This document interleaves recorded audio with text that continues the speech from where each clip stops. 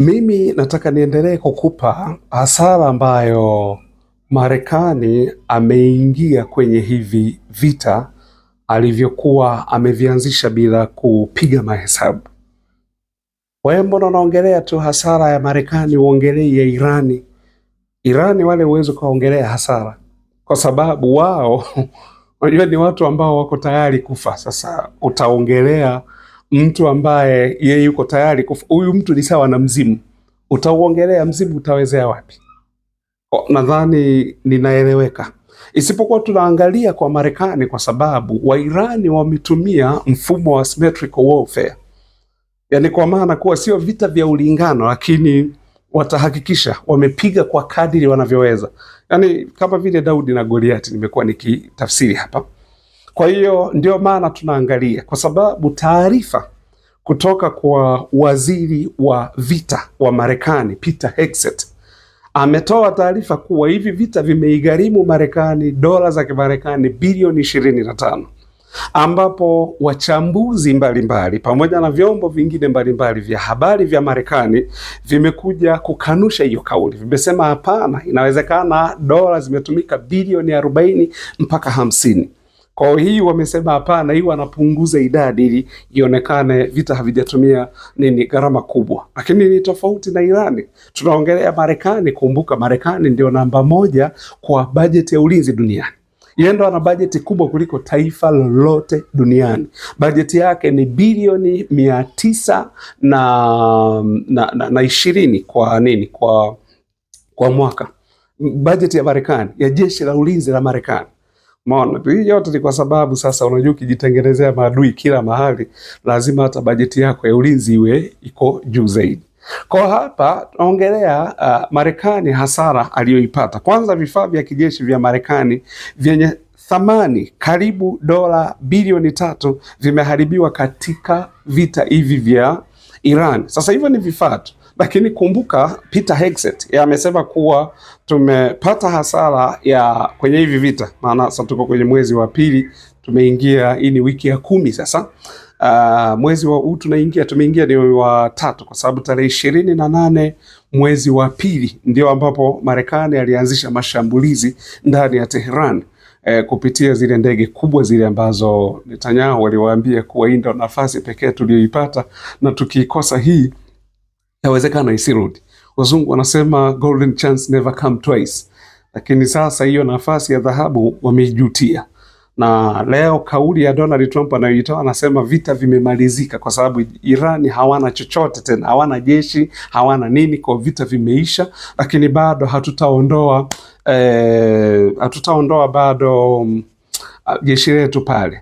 Haya, upande wa pili tena wasema CENTCOM inasema kuwa wanaingia kutaka kuivamia tena Iran.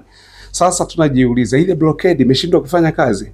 Kile kizuizi walichokiweka pale Hormuz kimeshindwa kufanya kazi?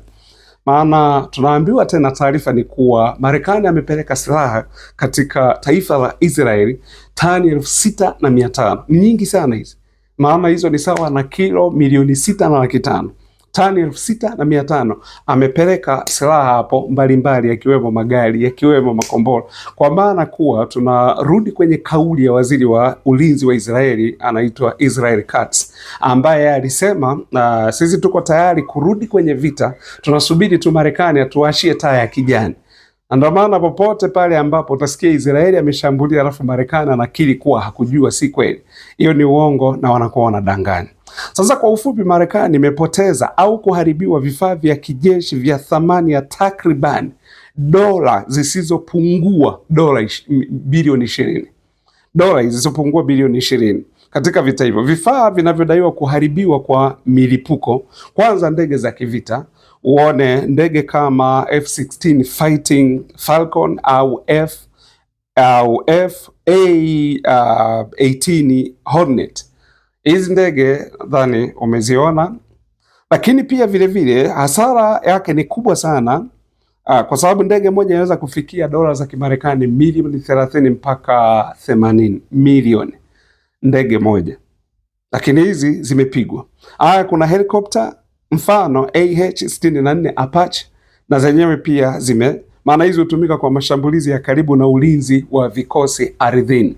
sababu yenyewe inakuwa iko juu wakati vikosi ardhini kule vinaendelea kushambulia.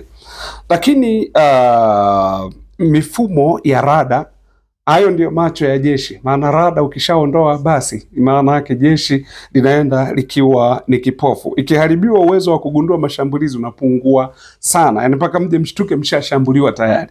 Na ukiangalia teknolojia ya Iran namna ilivyo sasa, walivyoboresha drones pamoja na makombora kwenda kwa kasi isiyokuwa ya kawaida. Lakini ndege zisizo na rubani, mfano MQ-9 Reaper, hutumika kwa upelelezi na mashambulizi ya mbali. Na kitu kimoja ambacho Iran sasa hivi anafanya reverse engineering.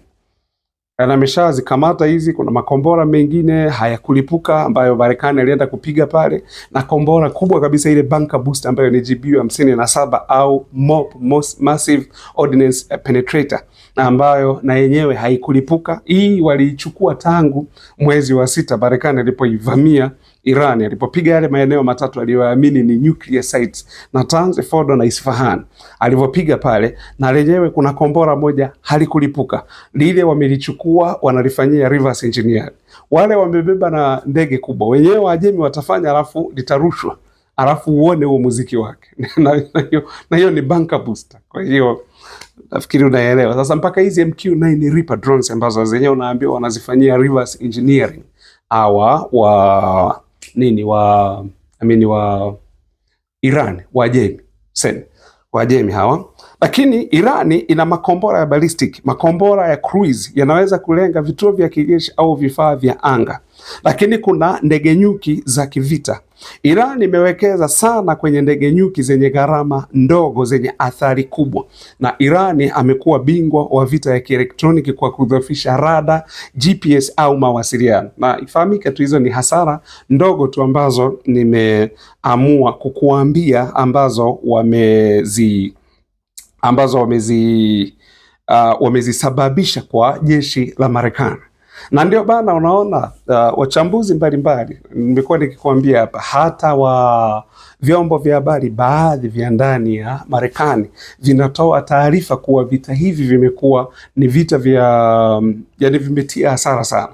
Kwa nini hasara sana? Hawakujua wa Marekani kuwa itaenda namna hiyo. Kwanza, mpango wa kwanza kabisa ulikuwa, walijua Ayatollah Khamenei ndio tatizo kubwa, kwa tukimuondoa huyu kila kitu kimekaa sawa.